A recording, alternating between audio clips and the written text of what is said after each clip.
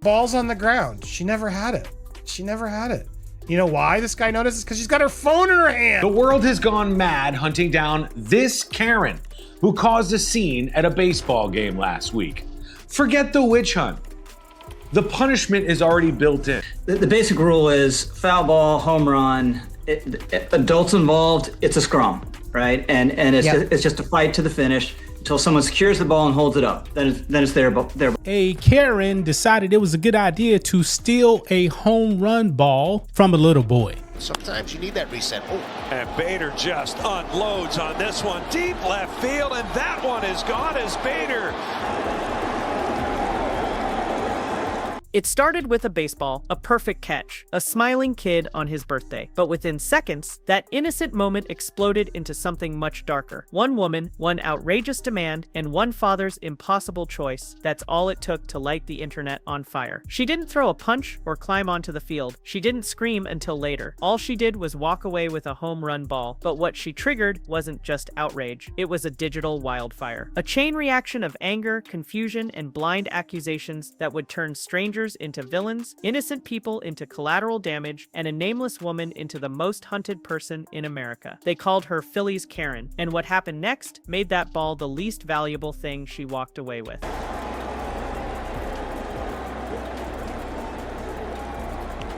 Now, here's what's crazy. People have been identifying her, giving all these names, saying that she was an administrator at some school. There have been several people now reporting and saying, oh, great, she got fired. Should she have gotten fired just for this? I mean, I don't like her. You took it from me! You took it from me! That was in my hand! Fight! I'm funny, hers now! Wow. It was the kind of day every kid dreams about. A packed stadium, birthday weekend, and front row seats with your dad. 10-year-old Lincoln sat with his glove in hand, eyes scanning the sky, hoping for a miracle. And then it happened. A home run ball cracked off the bat and sailed into the stands. It bounced once, then again, and finally, straight into the glove of Lincoln's father, Drew. The crowd roared. Lincoln beamed. For a moment, it was pure magic, the kind of memory that becomes legend in a kid's life. But before he could even take a picture, she appeared. A woman in Phillies gear, not from their row, not even from their section, came charging down like she owned the place. Her finger pointed, her voice sharp, cutting through the cheers like a siren. "That's my ball," she shouted. No ticket, no claim, just raw, unfiltered entitlement. Witnesses would later say the entire section went dead silent. Not because they were confused, but because they sensed something worse was coming. She demanded the ball, insisted it had landed in her seat, and pushed in so close Lincoln instinctively pulled the glove tighter against his chest. But the seats around them were empty. No bags, no drinks, no trace that she'd been there all night. Just her, towering over a child, screaming over a souvenir. Drew tried to reason with her. He pointed to where the ball had landed, explained that he caught it clean, but logic meant nothing to someone who had already decided she was the victim. But the other rules are, if there's a kid involved in the scrum and you're aware of it as an adult, you back off because you want the kid to get it. And if you catch a ball and it's not like, Aaron Judge's 500th career home run or something, sell for $500,000, you take the photo with it, you're happy, then you toss it to the nearest kid. I mean, what he should have done is this, honestly. If he had just, pushed her away into the stands. Yay, Dad! She got louder, closer, her voice rising with every demand. The father looked down at his son, then back at the crowd watching in disbelief, and in that moment, that crushing, soul-twisting moment, he gave in. He pulled the ball from Lincoln's glove and handed it to the woman, not because she won, but because he was afraid of what might happen if he didn't. The crowd erupted, not in cheers, but in disbelief. Boos rained down from every direction as the woman turned and walked away like nothing had happened. The boy sat frozen, his glove now empty, his birthday moment stolen. The stadium may have tried to move on, but the internet never would. Within minutes, phones lit up across the ballpark. Clips of the confrontation were already bouncing across TikTok, Twitter, and Reddit like sparks in dry brush. What had started as a minor meltdown turned into a full-blown digital inferno. One by one, the videos went viral, thousands of people reposting, commenting, dissecting every frame. Strangers zoomed in, slowed it down, added dramatic music, and suddenly the woman in the Phillies Phillies gear had a new name: Phillies Karen. It wasn't just a label, it was a brand, a warning, a digital scarlet letter. And the mob wasn't content with just mocking her. They wanted blood. Threads popped up analyzing the footage frame by frame. Screenshots were enhanced, cropped, filtered, all in the name of unmasking the villain. Internet detectives sprang into action, convinced they could uncover her real name, her job, her entire backstory. But in their rush for justice, the truth didn't matter. Accuracy was optional. And that's when the story stopped being about the woman in the video and started becoming something far more dangerous. Hey, get out of there!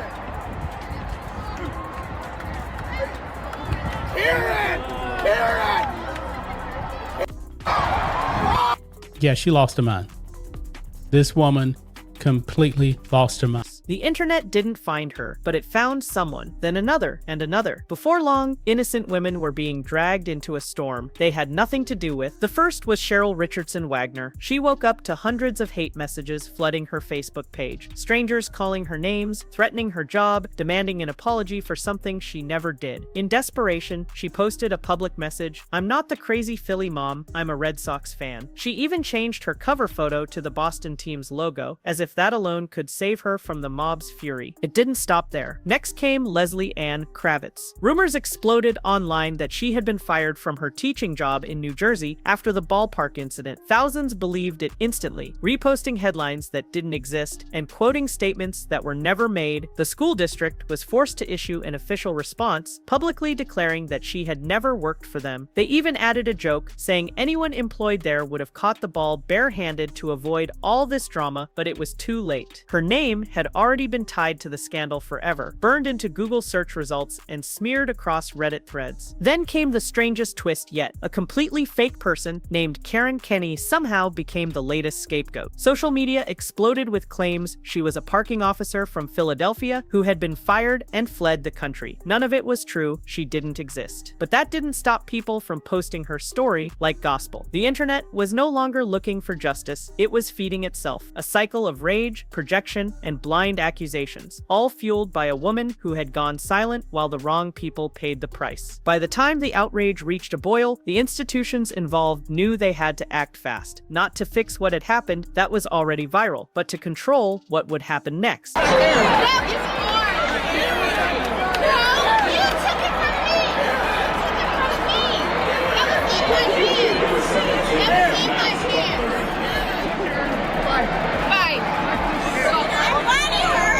Within hours, the Miami Marlins scrambled to do what the woman in the stands wouldn't make it right. Staff rushed over to Lincoln's section carrying oversized bags filled with jerseys, hats, bobbleheads, anything that might soften the heartbreak playing out across millions of screens. The crowd cheered louder for that moment than they had for the actual home run. But nobody missed what it really was: PR cleanup disguised as generosity. And the Philadelphia Phillies? They went full Hollywood. After the game, Lincoln was invited into the clubhouse to meet the man who hit the home run, Harrison Bader. Flashbulbs popped like it was a presidential photo op. Bader handed the boy a signed bat nearly as tall as him. They smiled for cameras, shook hands, played their parts. The next day, the Phillies posted the image on their official account with a neat caption, "Going home with a signed bat from Bader." Just like that, the narrative shifted. The heartbreak had a redemption arc. The trauma had a resolution, or so it seemed. But the real tipping point came when corporate America smelled blood in the water and opportunity. Blowout cards.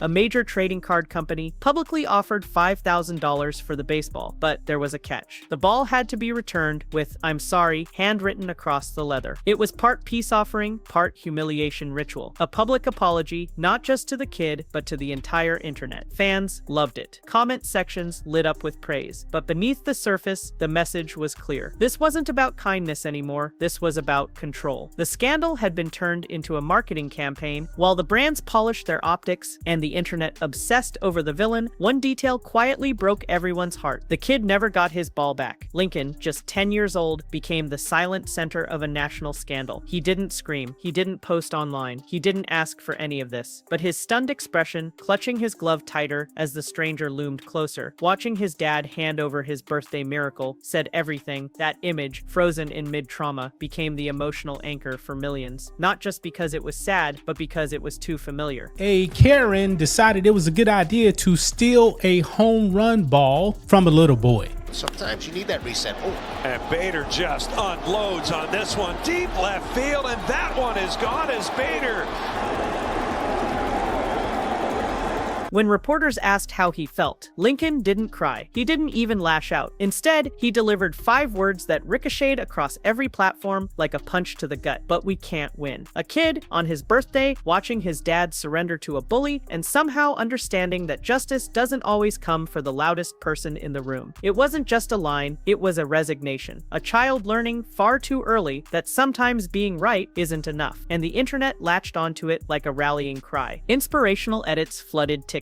His disappointed face was layered over soft piano music, captions read like war memorials for every kid who's ever been let down by an adult. But that's the twisted part. His heartbreak became content. His trauma became entertainment, and while everyone was busy turning Lincoln into a symbol, no one could give him back what mattered, the moment he was supposed to remember for the rest of his life. Instead of joy, he got a lesson in public humiliation, corporate theater, and how easily the internet moves on, even when the pain stays behind. Through it all, the most shocking twist wasn't what the woman said, it's what she didn't. As the internet raged, as innocent women were falsely accused and doxxed, as brands turned heartbreak into a PR goldmine, the real Philly's Karen said nothing. No apology, no clarification, no social media posts, just silence. And in 2025, silence isn't neutral, it's gasoline. Every day she stayed quiet, the story got bigger, the theories got wilder. More people were misidentified, more reputations shredded. Yet she watched, hidden in the shadows, as strangers paid the price for her meltdown and that silence. It wasn't just frustrating, it was terrifying. Because once the internet casts you as a villain, the only thing more powerful than a public statement is refusing to make one. Critics warned her silence was a mistake, that by letting others define the narrative, she'd be painted into a character she could never escape from. Every moment around my kids is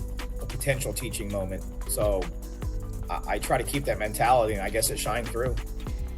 He didn't want his kid to have the day ruined, didn't want to get some big epic fight, and he even said he was holding back. But maybe that was the plan. Because the longer she stayed hidden, the less the story became about what she did, and the more it became about what everyone else was doing. The mob turned on itself. The public went from hunting the villain to questioning their own role in the takedown. And still, she said nothing. No interviews. No, I didn't mean to. No, I'm sorry. Just this cold, calculated absence that only made the fire burn hotter. It was the kind of silence that doesn't fade with time. It echoes. And in that void, the internet wrote the rest of her story for her. In the end, 2 stories emerged from the ashes. One about a boy who became an internet hero, and another about a woman who vanished into digital myth. Lincoln walked away with more than just free merch. He got World Series tickets, an RV, a signed bat, 1,000 headlines calling him brave, polite, and mature beyond his years. Without Philly's Karen, he might have just caught a ball. With her, he became a symbol of grace, of injustice, of innocence lost. His pain turned into brand deals. His heartbreak became his platform, but at what cost? And then there's her, the woman who started it all. She's still out there, silent, watching, untouched. While strangers get bombarded with hate, while schools issue denials, while fake names trend on Twitter. She hasn't lifted a finger to clear the smoke, because deep down, maybe she knows the longer she stays hidden, the more powerful she becomes. The more the story becomes about us, about the mob, about how quickly we turn into the very thing we're chasing. Because here's the part nobody wants to say out loud. Maybe she already won, not because she was right, but because she knew how this game worked. Stay quiet. Let the internet destroy itself. Let others take the fall. And when the fire burns out, slip away into obscurity, forgotten by name, but never by legend. This wasn't just a scandal at a baseball game. It was a mirror. It showed us what happens when outrage becomes a hobby, when justice turns into entertainment, and when silence becomes a weapon sharper than any scream. Philly's Karen didn't just take a baseball. She took control of the narrative by giving it up entirely. So the question now isn't who she is. It's what we've become in trying to find her. So what happens now? Does Philly's Karen crawl out of the shadows, return the ball, scribble "I'm sorry" across the leather, and beg for forgiveness on camera? Or does she stay silent forever, letting innocent people take the heat while her legacy gets sealed in internet concrete? Every day she hides, another life gets torn apart in her place. Another wrong name trends, another innocent person pays the price for something she did, and that's silence. It's no longer ignorance, Yes, it's a choice. And that makes her more than just a bully in a baseball stadium. It makes her a coward. But maybe the real story here isn't about her anymore. Maybe it's about us. How easily we fall into the trap. How quickly we turn trauma into content, pain into performance, and outrage into currency. This isn't just a viral moment, it's a warning. Because in 2025, everyone is one camera flash away from becoming the next headline villain. One bad angle, one outburst, one misunderstood moment, and you're no longer a person, you're a meme, a hashtag, a cautionary tale. So what do you think? Should she take the $5,000 deal and sign the ball with an apology, or has that window already slammed shut? Drop your predictions in the comments, like this video if you think she'll never show her face again, and hit subscribe because tomorrow's scandal is already out there. It's happening in a stadium, a parking lot, a restaurant near you. The cameras are always rolling, the mob is always watching, and internet justice never sleeps.